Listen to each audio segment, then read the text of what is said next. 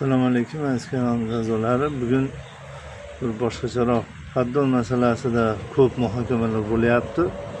O'shanga video qilyapmanki, shu ko'ringlar o'zlaring.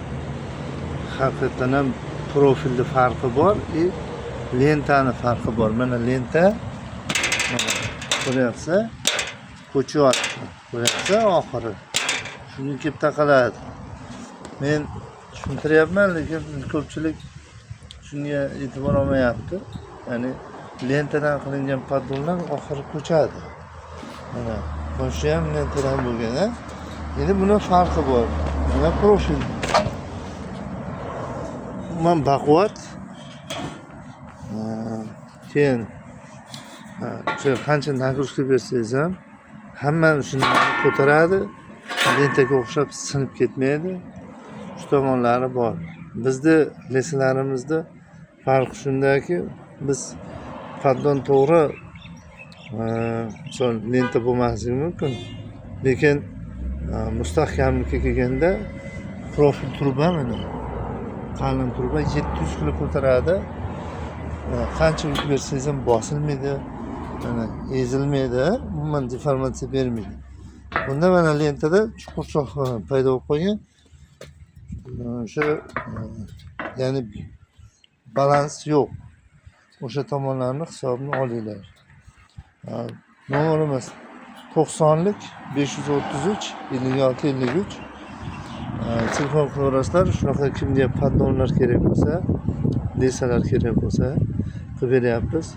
680 mingdan bo'lyapti qalin lesalarimiz.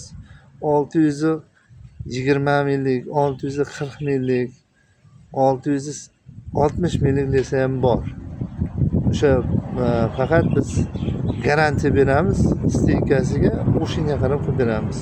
1.8 steyka ham qilib beryapmiz qalinligini, oyog'ini. Zakaz berganlarga 700 mingdan qalin.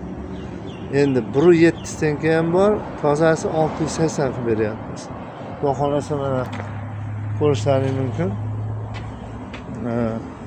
Sizlarga sirog'ini obzor qilib beraman. Mana shu nimalarimiz qalin bo'lgan, garantiyali.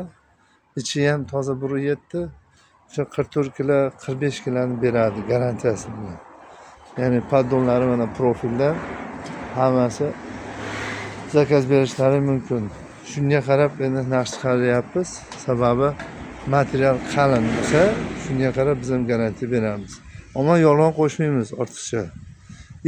Elroq ishlab chiqaradigan lesalarimiz 98 tashqariga salkam 1 metr beradi.